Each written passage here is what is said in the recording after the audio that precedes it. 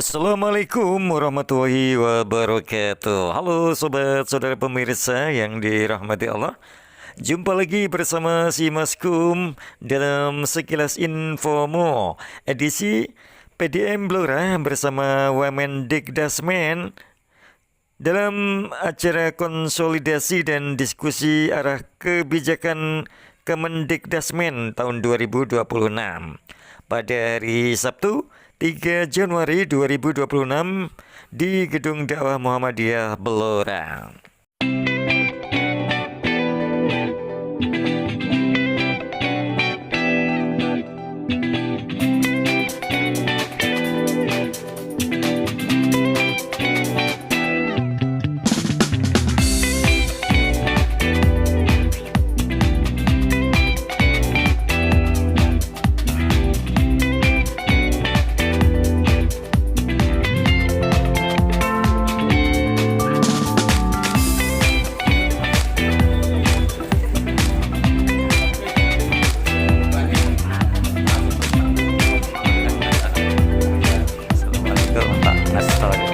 Alhamdulillah.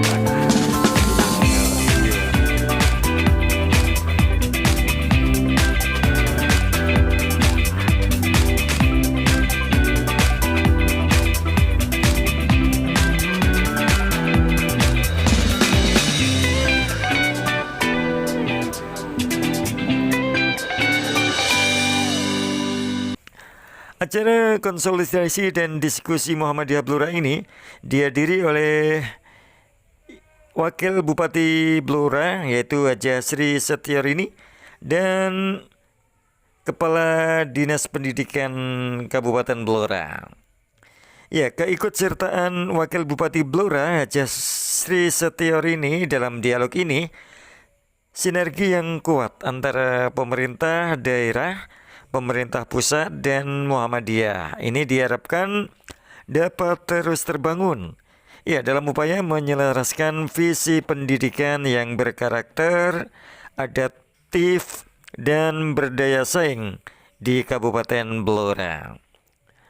Saudara pemirsa, sementara itu Ketua PDM Blora Muhammad Saifuddin MPD menyampaikan apresiasi atas kehadiran pemerintah pusat yaitu Wamendikdasmen di Gedung Dakwah Muhammadiyah Blora, yang mana ini merupakan bentuk pengakuan dan perhatian pemerintah terhadap kontribusi organisasi kemasyarakatan khususnya Muhammadiyah dalam membangun pilar pendidikan nasional. Muhammad Saifuddin mengharapkan agar Muhammadiyah Blora tidak hanya maju secara intelektual melalui sekolah-sekolahnya, akan tetapi juga mandiri secara ekonomi dan kuat dalam dakwahnya. Dalam paparannya, Wakil Menteri Dikdasmen yaitu menyampaikan beberapa kebijakan strategis pemerintah untuk tahun 2026. Beliau menekankan pentingnya transparansi sistem dan akurasi data sebagai fondasi kemajuan pendidikan. Berkaitan dengan arah kebijakan Kemendikdasmen tahun 2026, Dr. Fajar mengungkapkan bahwa salah satu fokus utama kementerian adalah menyempurnakan sistem penerimaan murid baru (SPMB). Sistem ini harus bertransformasi menjadi lebih transparan dan berkeadilan bagi seluruh lapisan masyarakat. Ya, melalui SPMB pemerintah ingin menghilangkan sekat-sekat yang menghambat keadilan dalam penerimaan siswa. Pemerintah berkomitmen untuk memastikan setiap anak memiliki akses pendidikan yang setara. Demikian ujar Dr. Fajar Rizaul Haq MA. Selain itu, Wamendikdasmen mengatakan pentingnya validasi data melalui Dapodik. Data yang akurat bukan sekedar administrasi, melainkan dasar utama bagi pemerintah dalam merumuskan kebijakan yang tepat sasaran. Mulai dari penyaluran bantuan hingga program peningkatan mutu sekolah. Ya, tanpa data yang benar, sulit bagi pemerintah untuk mendistribusikan sumber daya secara efektif. Beliau mengajak seluruh pengelola amal usaha pendidikan untuk memastikan data mereka valid dan selalu diperbaharui. Saudara pemirsa, pemerintah juga berencana meningkatkan kualitas sumber daya pendidik melalui berbagai latihan intensif guna memastikan para guru siap menghadapi tantangan pendidikan abad ke-21. Wamendikdasmen berharap sinergi antara pemerintah dan organisasi kemasyarakatan seperti Muhammadiyah ini agar terus diperkuat guna mensukseskan visi pendidikan nasional yang berkarakter dan berdaya saing global.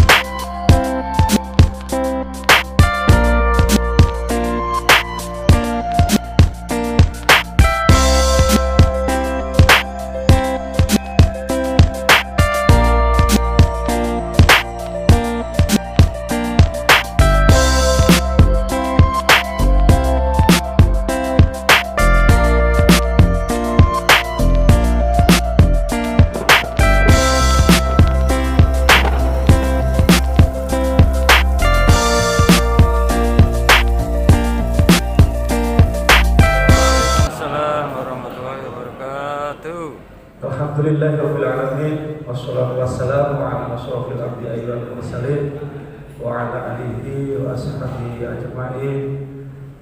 Allahumma shalli ala Muhammad wa ala ali Muhammad. Rabbi shrah li sadri wa yassir li amri wa hlul 'uqdatam min lisani yafqahu qawli. Alhamdulillahirabbil alamin. Pertama-tama yang kami muliakan dan kami hormati Wakil Menteri Pendidikan Dasar Menengah Republik Indonesia Bapak Dr. Fajar Rizalul Haq, Magister Agama, yang pada kesempatan kali ini dapat hadir di tengah-tengah kegiatan kita semua. Yang kami hormati Ketua PDN Bapak Haji M. Saifuddin yang beserta Pleno 13 yang hadir pada kesempatan kali ini. Yang kami hormati pula pada kesempatan kali ini nanti insya Allah Ibu Wakil Bupati Ibu Haja Sistro ini insya Allah akan hadir. Yang kami hormati hari ini sudah ada Bapak Kepala Dinas Pendidikan Kabupaten Bogor, Bapak Haji Sunario beserta jajarannya. Yang kami hormati para pimpinan cabang Muhammadiyah Kabupaten Bogor yang hadir, serta yang kami hormati utusan dari perguruan tinggi Muhammadiyah, dari SD, dari TK, dari SMP, MTS, MA dan SMK nanti akan membawakan acara pada kesempatan kali ini. Yang pertama adalah pembukaan, yang kedua nanti adalah sambutan dan arahan dari Ketua PDN Muhammadiyah Blora. Yang ketiga adalah acara konsolidasi dan arah pengembangan daripada pembinaan Muhammadiyah Blora, yaitu kita akan membahas tentang arah dan kebijakan dari Kementerian Republik Indonesia tahun 2006 yang akan disampaikan oleh Wakil Menteri kita. Yang terakhir nanti adalah akan disampaikan ada penggalangan dana untuk saudara-saudara kita yang terkena bencana. Yang terakhir adalah konsolidasi dan diskusi Muhammadiyah Blora dengan arah dan kebijakan Kementerian Dikdasmen tahun 2026. Kita buka dengan bacaan basmalah bersama-sama. Bismillahirrahmanirrahim.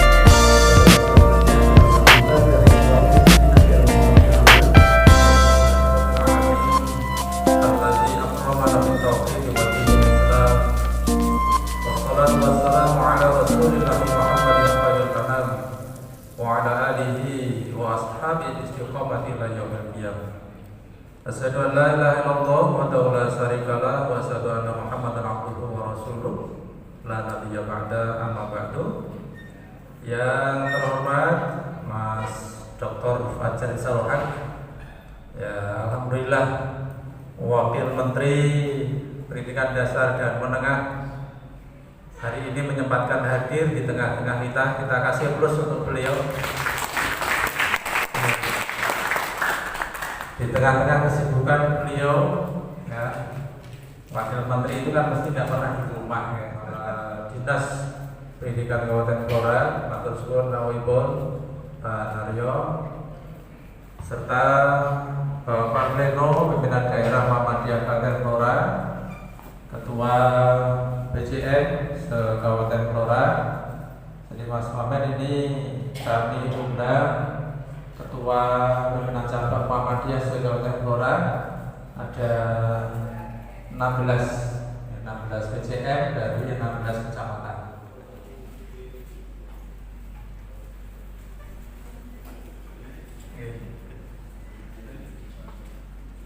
Yang kami hormati ini Bu Wabuk, yang biasa disapa Budir ini. Kami tingkat SDMI, kemudian SMPMTS, SMA, SMK. Kemudian yang di bawah Aisyah ini PAUD dan TK ABA. Insya Allah juga hadir pengurus 3B Kabupaten Blora. Ada ya? Nah, ini kalau mak-mak pengurus 3B dari sebelah sana. Oke. Baik. Tadi pagi juga ditelepon sama Bapak Bupati Bude untuk menyampaikan salam kepada Mas Wamen. Beliau sekarang ada di Bandung, ya, Bude. Kegiatan, ya, mudah-mudahan Bapak Bupati ketika melaksanakan kegiatan di Bandung lancar, sukses apa yang diniatkan untuk bersama-sama membangun Kabupaten Blora. Selanjutnya kegiatan ini memang diadakan oleh pimpinan daerah Muhammadiyah Kabupaten Blora bersamaan dengan rawuhnya beliau Mas Wamen ini ke Kabupaten Blora dalam rangka yang pertama silaturahim ke Kabupaten Blora. Mas Wamen ini hadir di Blora 2 kali ini, Mas, ya. 2 kali ini. Yang pertama sama Pak Ketua Umum Profesor Dr.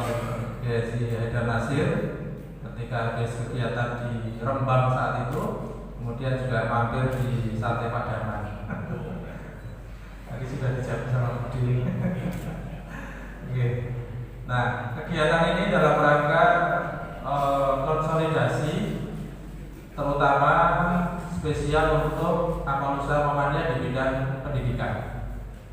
Jadi dengan aset amal usaha Muhammadiyah di bidang pendidikan di Kabupaten Blora dengan 48 tadi termasuk SLB, kita punya 1 SLB yang ada di Cepu.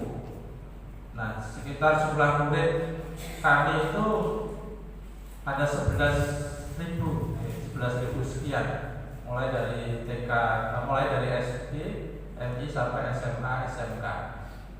Nah, yang kemudian kami ucapkan terima kasih tahun 2025 kemarin kita juga mendapatkan beberapa bantuan program revitalisasi dari pemerintah pusat, Kemendikbud, ya insya Allah ini sudah selesai semua nih pembangunan di program revitalisasi. Ada SMP, kemudian SMA sampai SMA, kemudian SMK mendapatkan program revitalisasi. SMK kita ada 6 ya, 6 SMK. Dari 6 itu kita 4 program PK, program keunggulan ya, dari SMK Muhammadiyah 1 Blora ini tertinggi jumlah peserta siswanya ini ada sekitar 1.500, kemudian SMK PK yang kedua SMK Muhammadiyah Randu Blatung, kemudian SMK Muhammadiyah 1 Cepu dan SMK Muhammadiyah 2 Cepu. Nah, tentunya dengan potensi pendidikan di Kabupaten Blora yang dikelola oleh Muhammadiyah, kita ingin terus bersama-sama pemerintah Kabupaten Blora untuk mencerdaskan anak didik khususnya di Kabupaten Blora. Maka oleh karena itu sangat tepat hari ini kita bersama-sama beliau Mas Wamen ini barangkali nanti ada program-program terbaru dari Kementerian Pendidikan Dasar dan Menengah. Nah, yang perlu kami sampaikan juga ini keluhan dari teman-teman madrasah, karena madrasah ini kan di bawah Kementerian Agama. Nah, karena yang SD, SMP, SMA, SMK ini ada program-program revitalisasi, tapi yang di madrasah ini khususnya yang di Muhammadiyah ini masih jarang ya, masih jarang tersentuh bantuan dari Kementerian Agama. Yang pertama, optimalisasi KMM ya, Korps Mubalik Muhammadiyah. Nah, masing-masing pimpinan ranting ya, karena ini persentase ranting di Muhammadiyah Kabupaten ini belum ada 60% dari jumlah desa yang 290 sekian ya, desa se-Kabupaten Blora, kita baru ada ranting sekitar 100 lebih sedikit, hanya di kisaran 36%. Tapi alhamdulillah untuk cabangnya ini sudah 100%, dari 16 kecamatan kita sudah full 16 PCM. Nah, program optimalisasi yang pertama itu KMM, Korps Mubalik Muhammadiyah. Karena Mubalik ini sebagai ujung tombak ya, selain ujung tombak biasanya ya ujung tombol gitu kan. Oh, sing dakwah ya ujung ketoknya juga gitu kan. Ya tombol juga. Maka minimal satu ranting harus ada 2 mubalik ya, harus ada. Ini yang program optimalisasi yang pertama untuk PCM. Kemudian penguatan cabang ranting dan masjid ya, penguatan cabang ranting dan masjid kita masih mengoptimalkan gerakan Trigul Muhammadiyah Jawa Tengah ya, top Trigul Muhammadiyah Jawa Tengah ya, jamaah, jamiah dan jariyah ya, maka ini harus terus digelurakan terutama di 2026. Maka di awal tahun ini kita harus semakin meningkatkan bagaimana pengelolaan jamaah dengan mengoptimalkan pengelolaan masjid dan musola ya, pengelolaan masjid dan musola. Kemudian pengelolaan ranting ya, ranting harus semakin digiatkan ya. Kemudian jamiah, bagaimana pengelolaan organisasi ini semakin ada target Muhammadiyah Jawa Tengah itu MPM ya, organisasi yang maju, profesional dan modern ya, modern itu ya kita dinamis ya, ada perkembangan ini kita selalu mengikuti. Kemudian penyihatan AUM ya, penyihatan AUM ini di semua lini, tidak hanya di AUM pendidikan. Jadi Mas Wamen ini dari 48 sekolah madrasah itu semuanya ada di bawah pimpinan cabang Muhammadiyah. Nah, yang di bawah langsung PCM itu hanya 1, itu Pondok Pesantren At-Tajqir. Nah, jadi PCM itu hanya amal usahanya di pondok pesantren itu. Semuanya yang lain itu SD, MI, SMP, MTS, SMA, SMK itu di bawah naungan pimpinan cabang Muhammadiyah. Maka hari ini juga kita undang PCM dan Ketua Majelis Dasmun PCM-nya.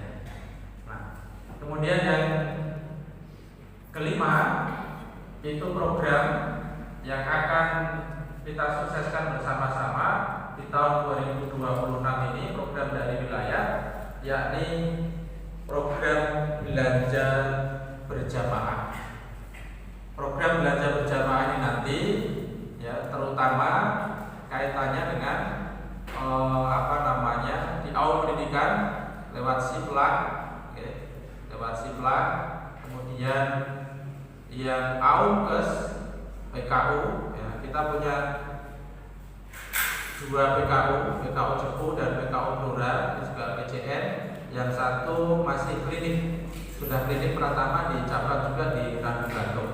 Ini juga sedang bangun tambah kamar rawat inapnya. Nah, itu barangkali yang perlu kita persiapkan ya. Di awal tahun 2026 ini bagaimana cabang ranting itu semakin maju, semakin berkembang, ya, pengelolaannya semakin baik. Nah, di bidang pendidikan, apa usaha pendidikan, ini kesempatan kita sekitar 1 bulan yang lalu, Mas Wamen, kita sudah mengadakan program sukses penerimaan murid baru. Kita mengundang Pak Dr. Mulyana yang dari disimak baik-baik, nanti dieksplor bersama-sama agar kesempatan ini semakin membawa bermanfaatan untuk pengembangan Muhammadiyah khususnya di Kabupaten Blora. Demikian yang kami sampaikan. Sekali lagi terima kasih Mas Wamen atas rawuhnya dan Bapak Ibu tamu undangan semuanya. Mudah-mudahan sekali lagi kita bersama-sama diberikan kesehatan, sehat walafiat, sehat lahir batin untuk terus bersama-sama beraktivitas bagaimana mengembangkan bersama-sama membangun Kabupaten Blora bersama-sama. Demikian yang kami sampaikan. Apabila ada kurangnya mohon maaf. Bila taufik wal hidayah. Assalamualaikum warahmatullahi wabarakatuh. Waalaikumsalam warahmatullahi wabarakatuh. Vokasi dan PKPLK. Kemudian juga ada Budian, adalah kabag di Balai Besar Guru dan Tenaga Pendidikan yang ada di Karanganyar. Ada Pak Adi, beliau adalah kabag juga di Balai Besar Pencemiran Mutu Penyediaan Mutu Pendidikan. Saking sering lupa ya. Ada TPA juga, ada Helmi yang mendampingi saya. Pertama, saya ingin menyampaikan terima kasih kepada Bapak Ketua PDM dan keluarga besar Muhammadiyah Aisyah di Kabupaten Blora yang sudah meluangkan waktu ya untuk bersilaturahmi dengan saya. Saya juga merasa terhormat karena didampingi oleh Ibu Wakil Bupati dan Bapak Kepala Dinas Pendidikan selama kunjungan kerja di Kabupaten Blora. Tentu diawali makan siang sate tadi Bu ya. Khas Blora. Sebenarnya saya ini bukan orang baru di Blora ini karena saya sering ke Kabupaten Blora. Kebetulan saya ini pernah kuliah di UMS di Universitas Muhammadiyah Solo. Saya alumni Pondok Hajah Mulia Solo juga. Kemudian tadi kan ada junior saya di sini ya, jadi ada 2 orang rumah. Siapa tadi? Mas Iyo. Itu alumni Solo juga. Jadi kebetulan jodoh saya adalah orang Lasem, orang Rembang. Jadi saya sering bolak-balik ya ke Blora kalau ada beberapa acara. Jadi alhamdulillah saya sering ke Blora nih Pak Ketua PDM. Bahkan mungkin saya ke Blora mungkin 4-5 tahun yang lalu di sini. Saya bisa berhenti Pak. Jadi saya senang sekali kalau amal usaha Muhammadiyah berkembang. Dan saya sering menyampaikan ke banyak kader Muhammadiyah bahwa kehadiran Pak Menteri Pak Abdul Muti dan saya di Kementerian Pendidikan itu adalah merepresentasikan semangat besar Muhammadiyah untuk memajukan pendidikan, dan kita ingin mengelola Kementerian Pendidikan itu sebagai Kementerian Pendidikan Nasional, bukan Kementerian Pendidikan Muhammadiyah. Ya. Dan itu tadi saya didampingi oleh Ibu Wakil Bupati dan Pak Kadisri kan berkunjung juga kan, jadi ke SD Katolik, ke SMP Kristen gitu ya. Jadi sebelumnya saya ke Sulang, ke SMK Anoria yang di Anoria Pak ya, itu yang dimiliki oleh teman-teman di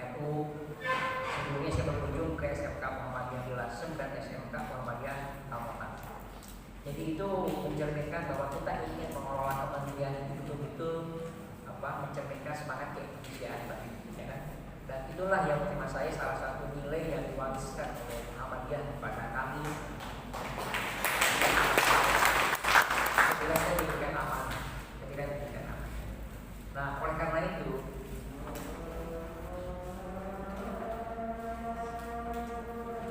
bagaimana fatwanya itu? Saya lanjut, masih tunggu Pak. Kita tunggu Pak ya. Terima kasih.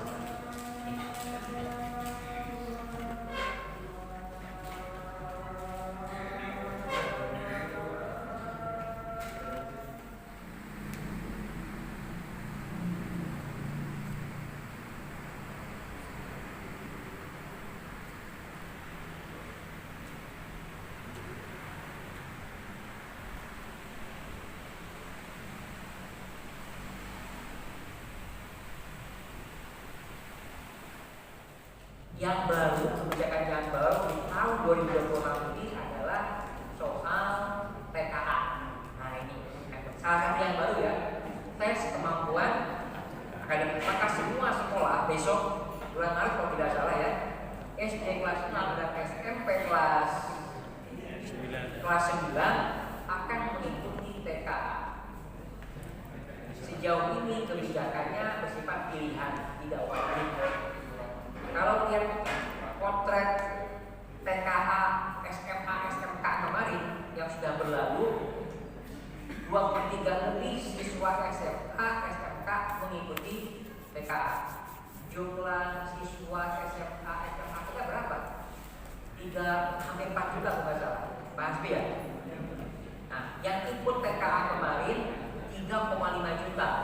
Artinya apa? Hampir 2/3 siswa SMA, SMK ikut TK meskipun sifatnya masih pilihan. Nah besok anak-anak kita, nah ini tantangannya sekolah-sekolah swasta seperti Muhammadiyah, bagaimana besok mempersiapkan TK? Pak, ada yang mengatakan TK ini kok memberatkan anak. Anak jadi ikut bimbel, biasanya obsesi orang tuanya, biasanya. Saya punya anak, mana sih kira ya? Saya ini kelas berapa? Kelas 3 SMA, kelas 12 baru ikut TK.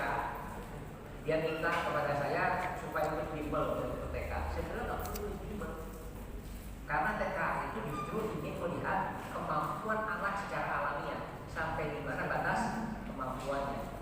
Dan memang mohon maaf Bapak Ibu, hasil TKA kemarin ya buat kami sih kementerian tidak mengagetkan sih. Buat publik mungkin mengagetkan. Karena kami udah tahu sebenarnya ini, mohon maaf pribadi, ya,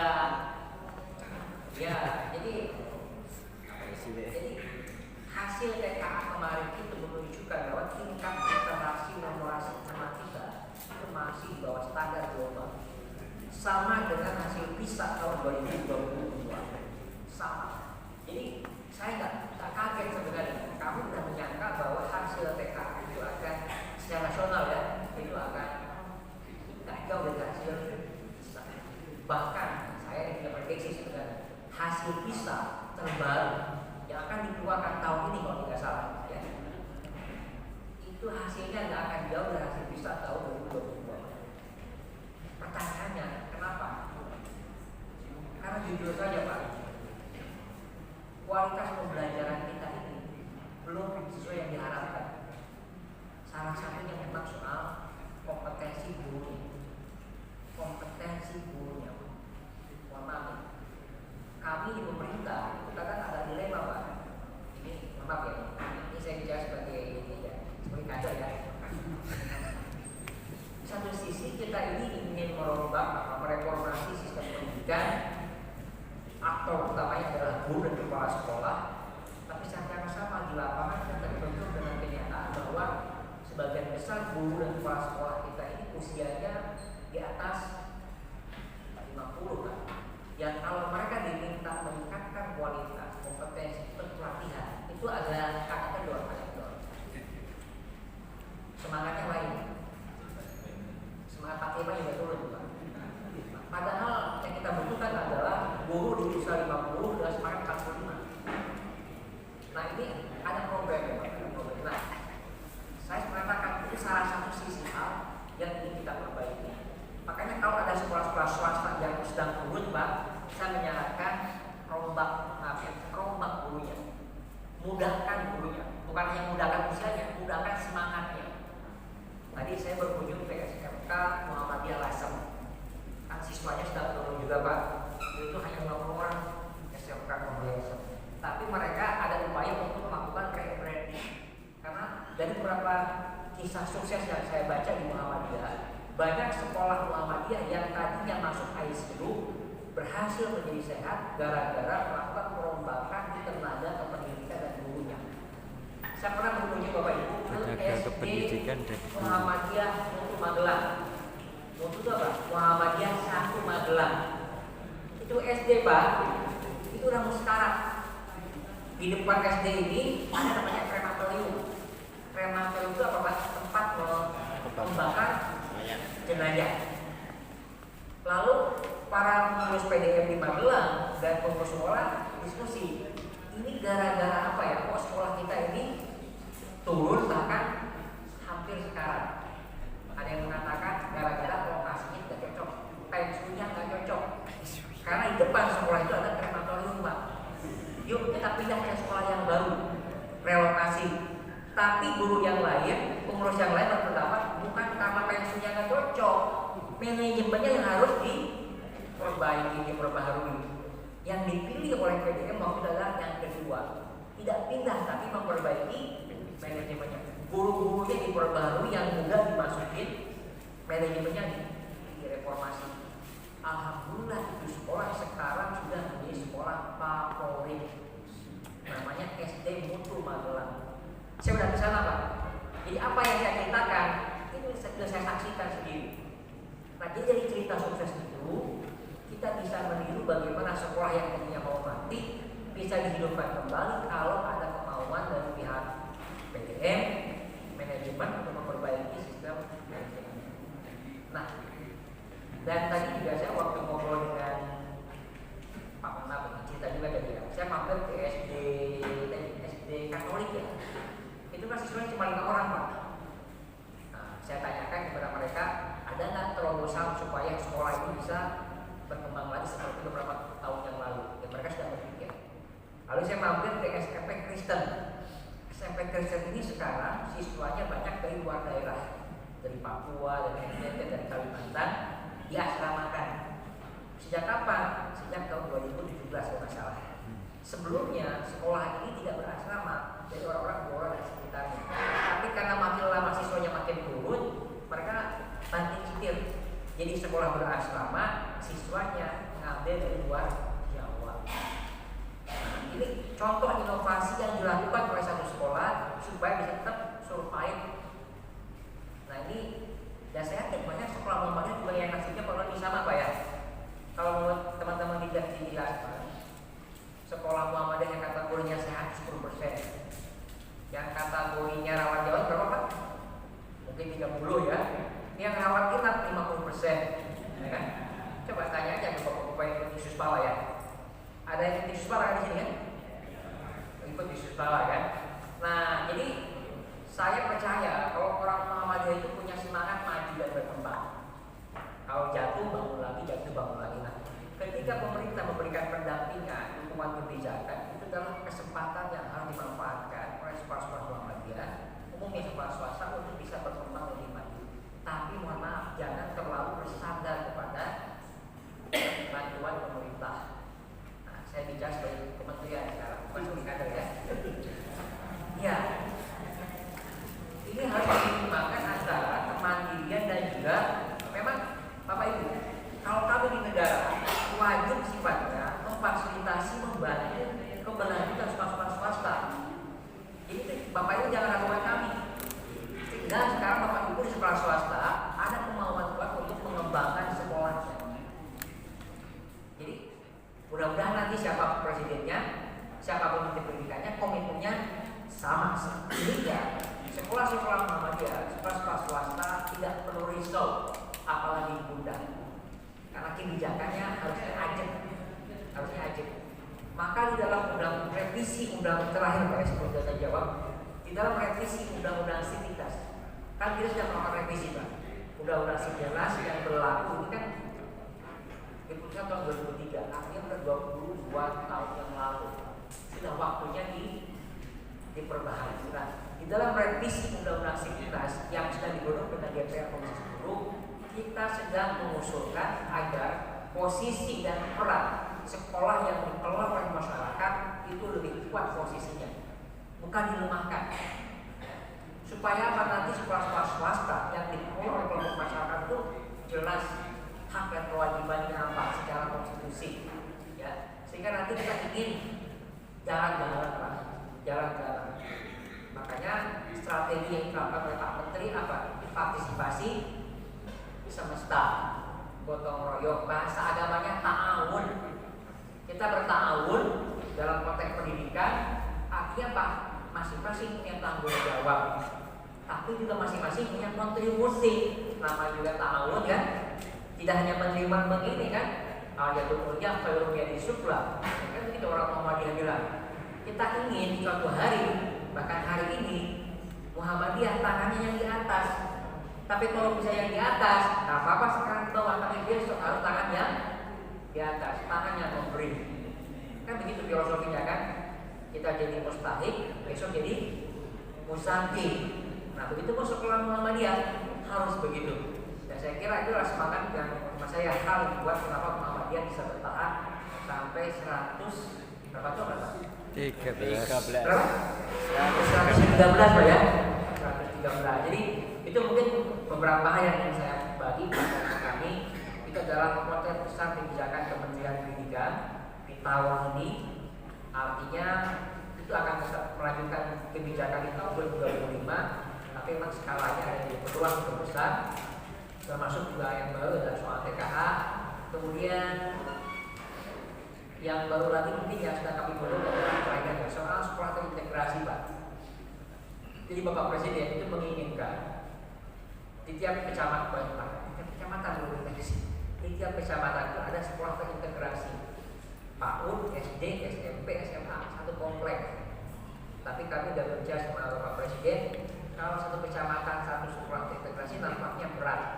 Minimal nanti satu kabupaten satu sekolah terintegrasi sebagai percontohan. Karena luas sekolah terintegrasi itu minimal 20 hektar. Di Blora masih ada lahan, tapi Pak Kadis di sini. Untuk sekolah rakyat saja udah bingung ya lahannya kan? Karena jadi sekolah terintegrasi ini kalau konsepnya Bapak Presiden itu minimal 20 hektar. Karena terintegrasi, semua fasilitasnya lengkap, juga ada kolam renang juga, lapangan sepak bola gitu. Ini idealnya beliau gitu kan. Nanti ke depan kita akan coba cari cara, mungkin satu kabupaten satu. Ini konsep yang kami godok juga, dan kami ingin wanti-wanti ini jangan sampai mengorbankan sekolah swasta. Tapi sebenarnya Pak, sekolah swasta sudah siap dengan konsep ini, bahkan beberapa sekolah swasta itu sudah komplek tuh. Kemarin saya itu dari mana ya? Tadi Pak, dari SMK Muhammadiyah Al-Islam, PAUD-nya ada, SD, SMP, SMA, SMK, satu komplek tuh. Memang luasnya hanya 1 hektar. Nah cukup Pak, tapi ini sekolah swasta sebenarnya punya model sekolah terintegrasi. Memang tinggal konsepnya diperbaiki dan luas lahannya juga ditambah sebenarnya. Nah ini kami ingin, kalaupun nanti sekolah ini konsep sekolah ini dilakukan, kita berharap tidak mengganggu keberlanjutan sekolah-sekolah swasta. Kalau bisa malah sekolah swasta yang sudah eksis bisa terintegrasi dalam konsep ini. Jadi itu konsep. Jadi akan ada beberapa kebijakan yang akan mendasar tahun ini. Tapi percayalah Bapak Ibu, kita berusaha semaksimal mungkin agar tidak mengorbankan keberlanjutan sekolah yang sudah ada. Tapi mohon maaf, kalau sekolah itu sudah waktunya memang di-merger, digabungkan, harus berkowo juga. Ya, kalau siswanya sekolahnya cuma 5 orang, 7 orang, tanggung biaya operasionalnya kan, harusnya bisa di-regrouping atau di-merger sebenarnya. Cuma saya dengar tidak semua sekolah mau menerima kebijakan ini karena kita alasan-alasan tertentu. Tapi hemat saya sih kita harus siap dengan perubahan-perubahan, dan Muhammadiyah, tema saya harus siap dengan berbagai inovasi yang ada di dunia pendidikan. Mungkin itu yang bisa saya sampaikan. Jika nanti ada pertanyaan ataupun hal-hal yang lain, monggo apa yang bisa jawab saya jawab. Kalau saya nggak bisa jawab, ada tim saya yang datang di sini bisa membantu. Terima kasih atas perhatiannya.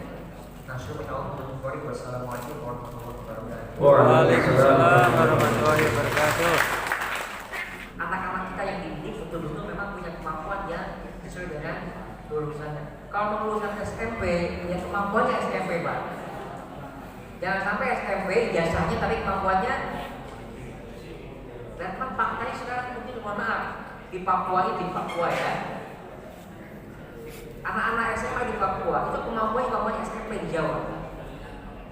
Nah ini gap kesenjangan yang harus kita hadapi. Makanya saya sering mengatakan Indonesia emas di tahun 2045 itu nampaknya berat kalau kita nggak melakukan lompatan-lompatan radikal hari ini, Pak.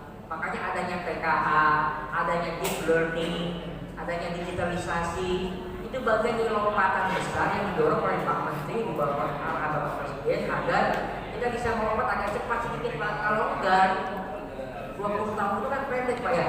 Tak kerasa kok 20 tahun tinggal berapa lama lagi saya mungkin merem sedikit ke 20 tahun ke depan, Pak.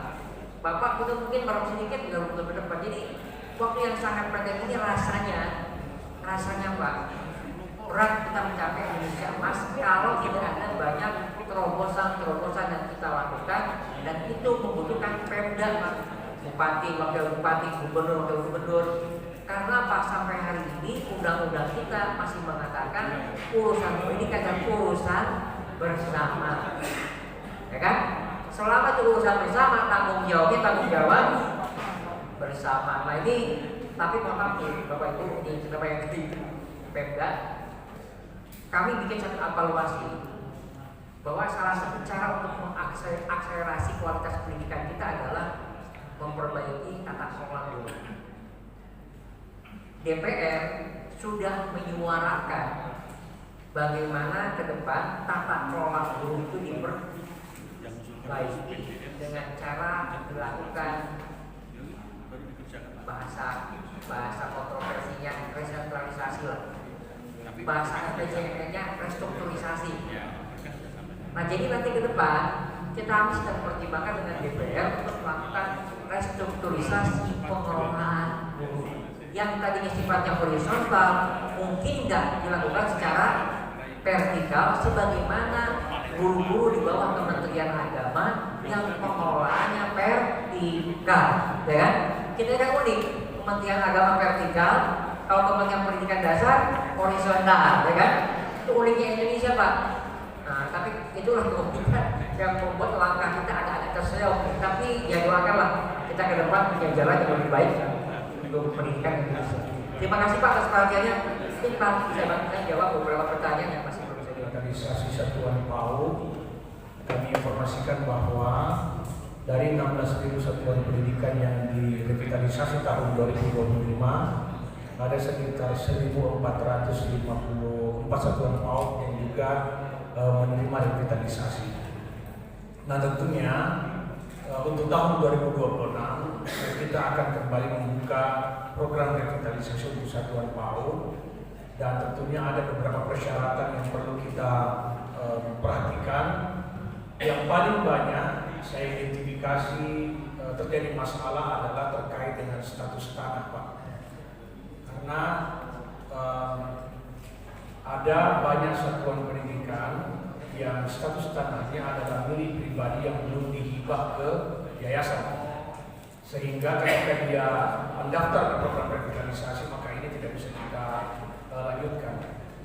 Nah oleh karena itu untuk tahun 2026 yang pertama adalah status tanah, yang kedua adalah program yang sedang dilaksanakan. Seperti yang kita ketahui bahwa tahun 2026 kita akan memulai program yang namanya wajib belajar 13 tahun, di mana 12 tahunnya adalah SD, SMP, dan SMA, kemudian ditambah 1 tahun PAUD pendidikan usia dini. Yang mana yang 1 tahun ini adalah umur 5 sampai dengan 6 tahun. Dan oleh karena itu maka program revitalisasi 2026 akan berfokus kepada bagaimana memastikan daya tampung terpenuhi untuk anak umur 5 sampai dengan 6 tahun. Nah, oleh karena itu maka salah satu eligibilitas yang diperlukan adalah satuan pendidikan ibu dan bapak mengelola anak usia 5 sampai dengan 6 tahun yang nanti bisa disiapkan untuk masuk ke jenjang pendidikan dasar. Jadi Revit 2026 untuk PAUD tetap kita adakan.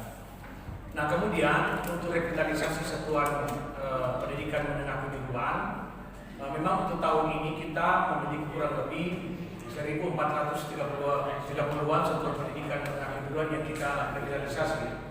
Nah, bagaimana dengan satuan pendidikan yang hanya memiliki gedung, tidak punya sarana? Nah, kalau kita lihat mekanisme revitalisasi itu, proposal ataupun pengajuan kan diajukan oleh sekolah. Nah, di diksi PKPK ada 25 menu yang bisa dipilih oleh sekolah ketika dia mengajukan proposal revitalisasi. Nah, tentunya ketika sebuah sekolah terbangun hanya gedung dan belum ada sarananya, maka itu adalah pilihan yang diambil oleh sekolah tersebut. Nah, kemudian pertanyaan, bagaimana kalau tahun ini misalnya kita ingin mengadakan sarana di sekolah yang telah dibangun? Nah, untuk tahun 2026, Direktorat Sekolah Menengah Kejuruan membuka satu program baru, yaitu program pengadaan sarana pendidikan, di mana sekolah-sekolah yang telah direvitalisasi yang membutuhkan peningkatan dari sisi sarana pendidikan bisa mengakses program ini. Sehingga tadi yang sekolah, tadi kita dengan Pak Wamen masih ada sekolah yang kosong ya Pak, nah itu bisa dipenuhi melalui hal itu. Nah, oleh karena itu maka Ibu dan Bapak saya dorong untuk mengakses website dari Direktorat Sekolah Menengah Kejuruan untuk memperoleh informasi mengenai program ini. Nah, nanti insya Allah informasinya akan ada di tempat tersebut.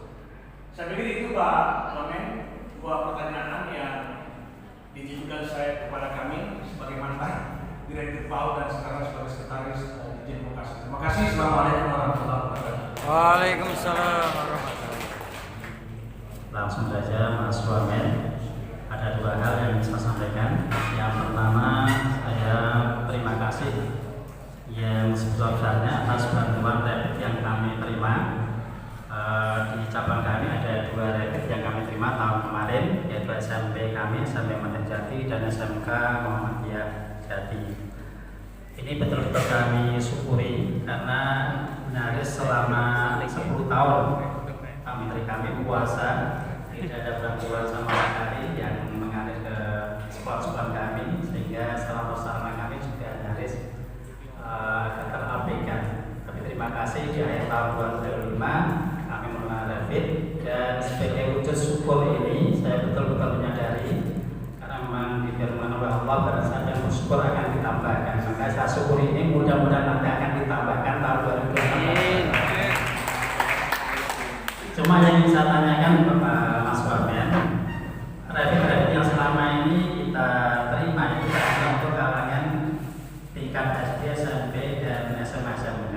Padahal kami dan juga cabang-cabang yang lainnya untuk TK PAUD itu jumlahnya justru lebih banyak.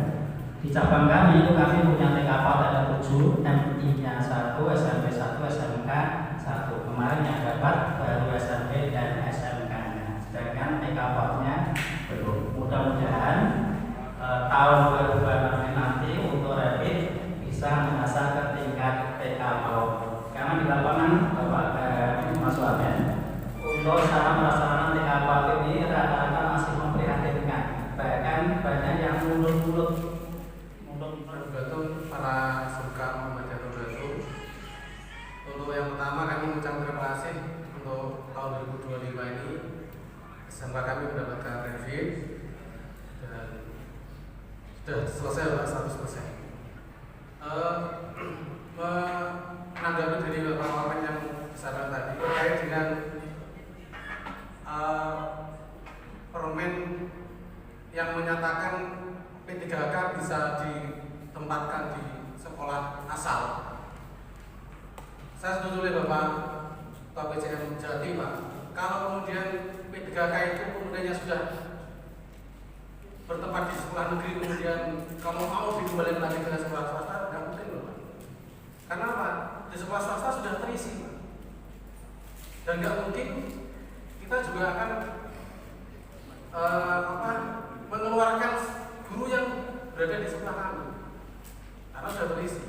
Maka mumpung ini Bapak, mumpung dasmennya adalah Muhammadiyah, walmennya juga Muhammadiyah ini, selayaknya kita juga usul tadi menegaskan kembali di tahun 2026 ke atas misal dibuat permen terbaru lagi yang kemudian mensyaratkan bagi sekolah swasta, guru sekolah swasta yang mendaftar P3K wajib ya itu Mas, wajib bersedia ditempatkan di sekolah tersebut.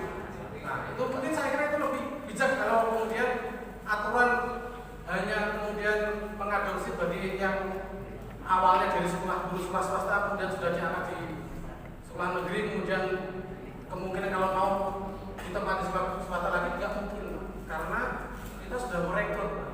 Pun demikian kita juga sudah berat Pak. Di sekolah kami itu 2021 itu ditempatkan dinobatkan sebagai SMK SIME Bapak, SMK PK. Tapi ada 8 guru kami yang profesional dan skillnya bagus, P3K Pak, hancur Pak kita Pak.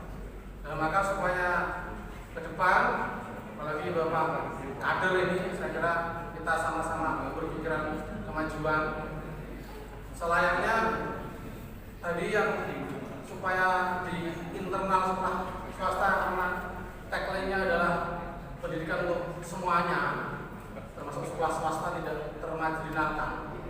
Maka lebih baiknya permennya itu diubah kembali Bapak, turnanya di lebih redaksionalnya lebih diubah kembali, yang 2026 ke atas itu, apalagi yang atau mensyaratkan umurnya yang sekian 50. Saya banyak membaca di TikTok kan itu 50 ke atas akan ada wacana untuk P3K dan kembali ke sekolah swasta itu. Kami sangat berharap itu Bapak.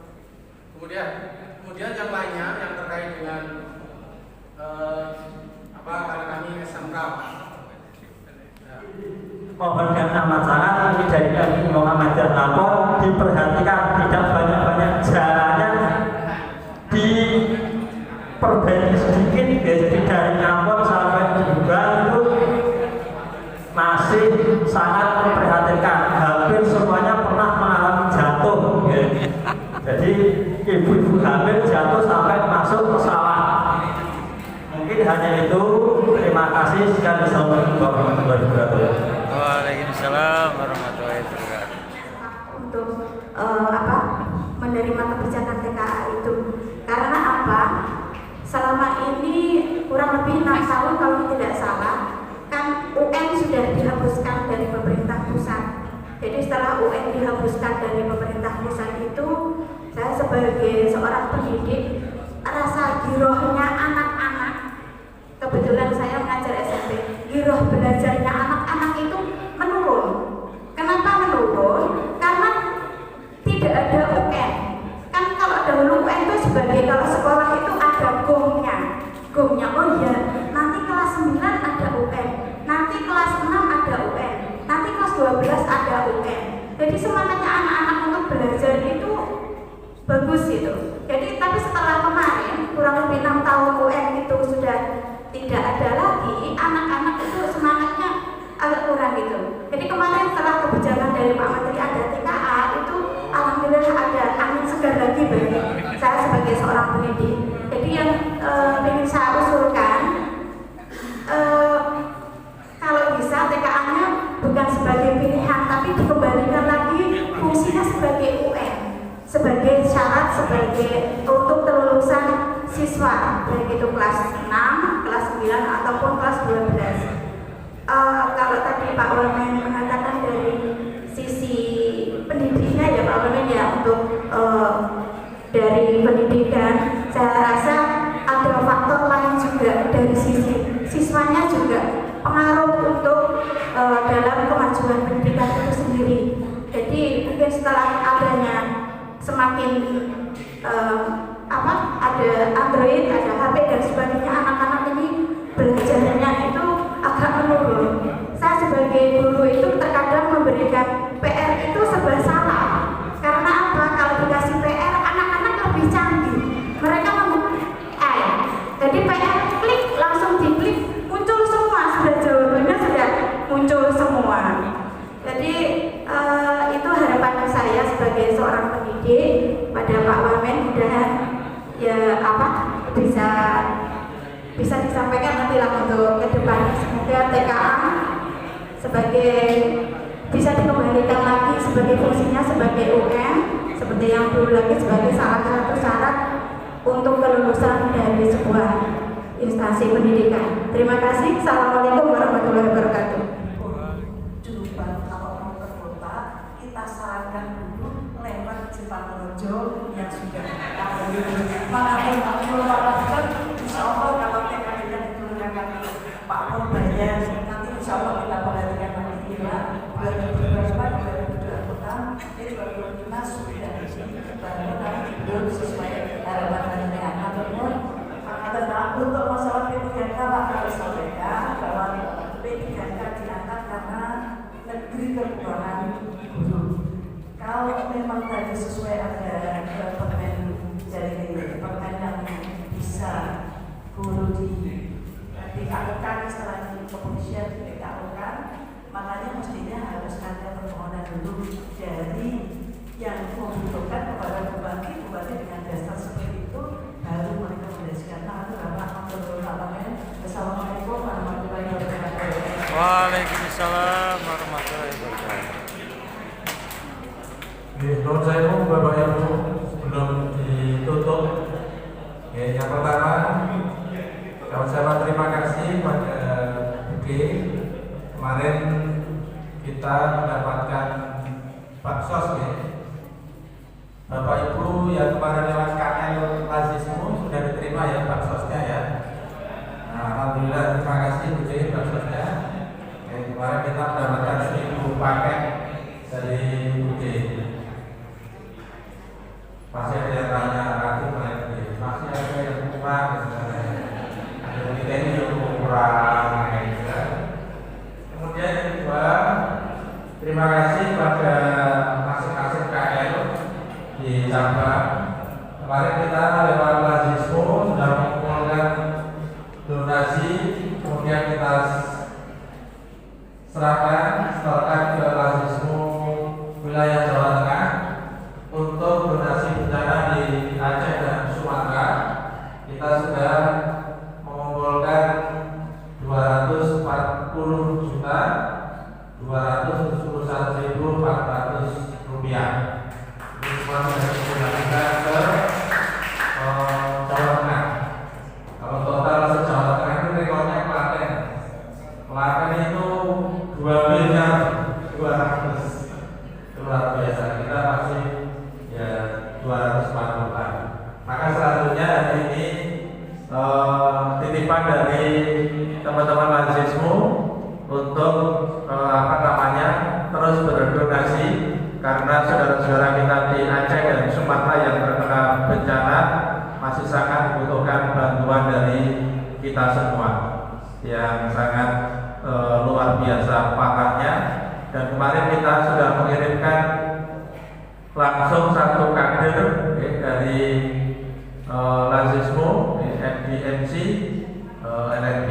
Kita sudah mengirimkan satu utusan ke Sumatera lewat Lazismo Jawa Tengah. Ini pasti ada di sana. Tidak tahu kapan pulangnya. Seperti yang baik Mas Rasa Prabowo saya bilang gitu. Kan membantu saudara kita yang ada di sana. Nah, kita yang tidak berangkat ke sana dimohon untuk bisa berdonasi ya semaksimalnya. Mudah-mudahan mendapatkan. Dan nanti ada teman-teman Lazismu yang keliling kota. Kalau yang tidak membawa tunai nanti bisa transfer ke rekening Lazismu Kabupaten Blora. Ditulis dulu